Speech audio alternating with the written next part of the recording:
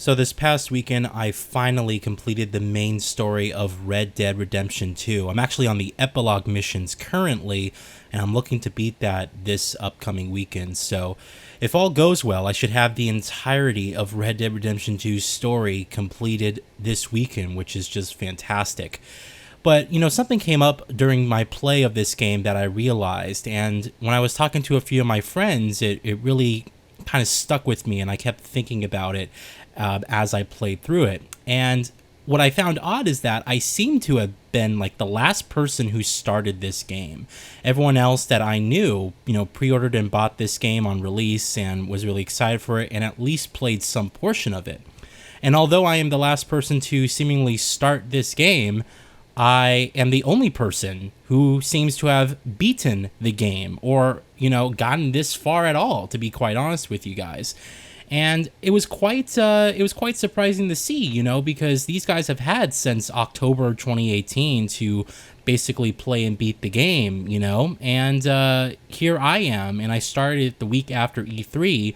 I was doing my replay of Red Dead Redemption 1 and really, really enjoyed that. And so when I was all refreshed on the story and everything, I just jumped into Red Dead Redemption 2.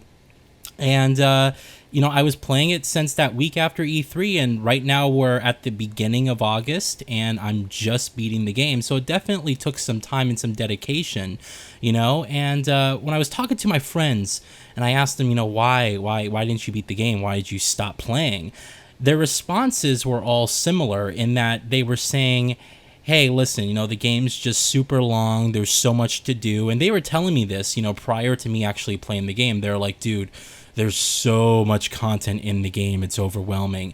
And so I went in with this bit of skepticism. As I started the game, I was like, okay, this may require a certain effort from me personally if I'm looking to actually beat this game and experience the story. And I also heard that there are a lot of other survival mechanics in the game, such as making sure you clean and feed your horse, you clean and feed yourself, and, hunting and upgrading the camp. And so I was really going in feeling very skeptical about the entire experience. And what I was really happy to find out is that although that stuff is present in the game, I did not find it intrusive whatsoever. In fact, it really molded perfectly into my general play of the game, because I would do a mission, I would end up back at camp, all right, so I'm going to sleep because it's nighttime anyway, and then, as I wake up in the morning to go and do my next mission, I'll just make sure I grab some food on the way there, and, every single time I take off,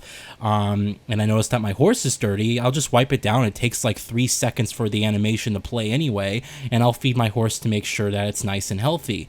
And that's what I did. And what I found was that, hey, yeah, that stuff is in the game. And I know Rockstar put it in there to add a certain element of world building.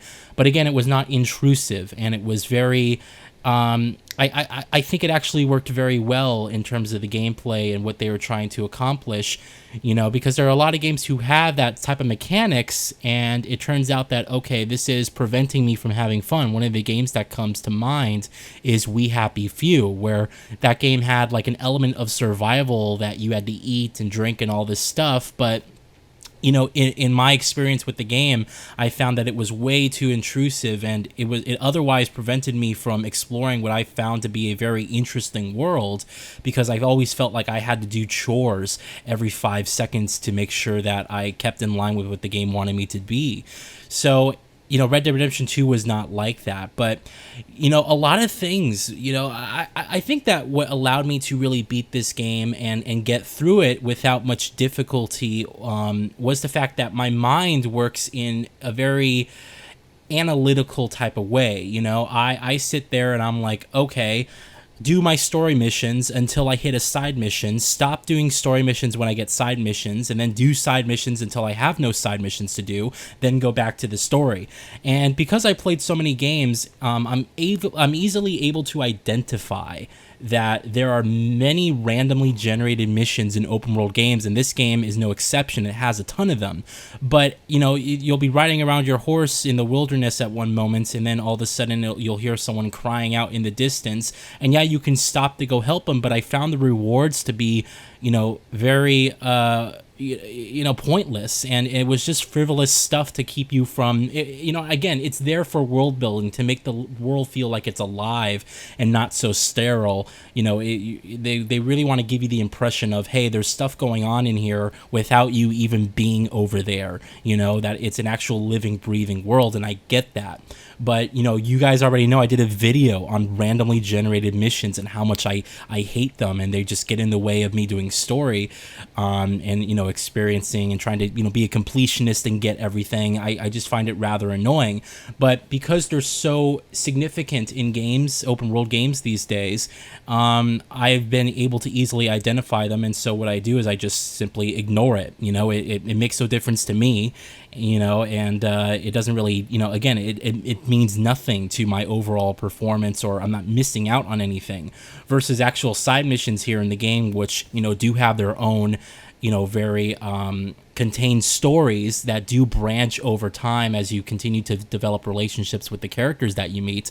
That is different, that is significant, and sometimes they can lead to exclusive weapons or special items and so on and so forth, and it means something.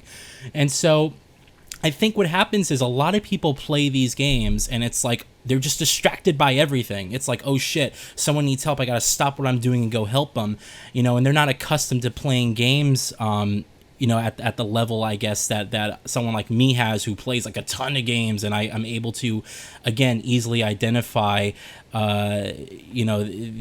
these areas.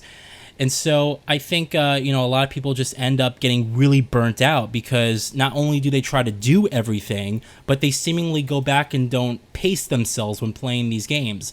Like, if I sat here and I played Red Dead Redemption 2 every single day for a period of 6 to 8 hours until I beat the game, I think I would feel a little bit burnt out on the game. But, again, I pace myself. I'm not sitting here playing Red Dead Redemption 2 every day. I sit there and I said, okay, I'm going to play this on the weekends only. I know it's going to take more time, but what's great about this, on top of that, is that I can sort of clear my mind about what I just experienced, process it, and then this excitement sort of never goes away, because I'm feeding myself in portions of the experience, right? It's like, oh my god, this is a really fun game, I really want to play it, right?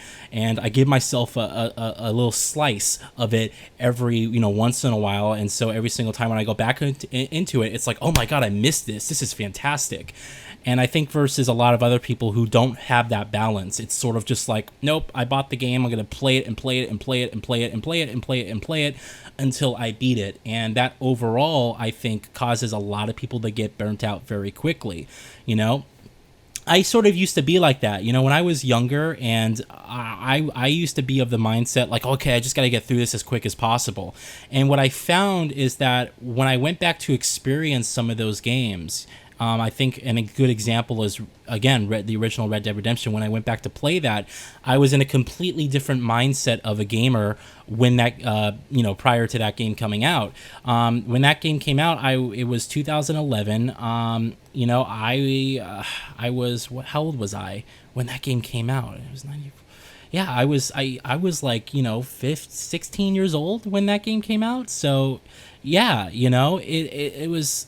And I was doing YouTube, there's videos of me unboxing that game, and I did a review of that game, but I think because of the way that I didn't pace myself, I wasn't able to, I wasn't used to the form of open world games like I am today. Again, this all kind of contributed to a different mindset versus today, when I went back and I replayed that game, it's like, okay, this is fantastic, because now I know how to play it properly. Now I know what to see and do, and I basically am able to I live a more balanced lifestyle, where I don't sit there and overcompensate on everything and try to, beat it and hurry up and get through it, as fast as possible to get like a video out. I don't have, I don't put that level of stress on myself. And I think that's what enabled me to get through that game the second time around more easily, and I enjoyed it a lot better as a result. And it's the same thing here with Red Dead Redemption 2. I absolutely love this game. What Rockstar did with the technology of this game is unparalleled with anything I've seen this generation. It is, in my opinion, the most technologically impressive game I have ever seen. Everything from the fidelity, the animations, the size of the world, the wildlife, and the storytelling and the cinematography, everything is just, it's on another level. And when I look at the original Red Dead Redemption and I look at this, it's like, okay, this is the gigantic generational leap that we didn't get with, most of the games this generation. This generation really, I sort of named the PS3 and 360 generation the high definition generation, right? Because that was the age where we were getting a lot of HD level games and the graphics were getting, very, you were able to create, seemingly decent looking environments that looked rather realistic at times. And when I look at this generation, I kind of boiled it down to the refinement generation. It's like, okay, we have temporal anti-aliasing, so we got rid of the jaggies. We got an uptick in resolution, mostly, unless they're using the original Xbox One for that matter, and so on and so forth. There's just okay, we get bigger worlds that we're able to populate more, but what we didn't get this generation was a different experience entirely.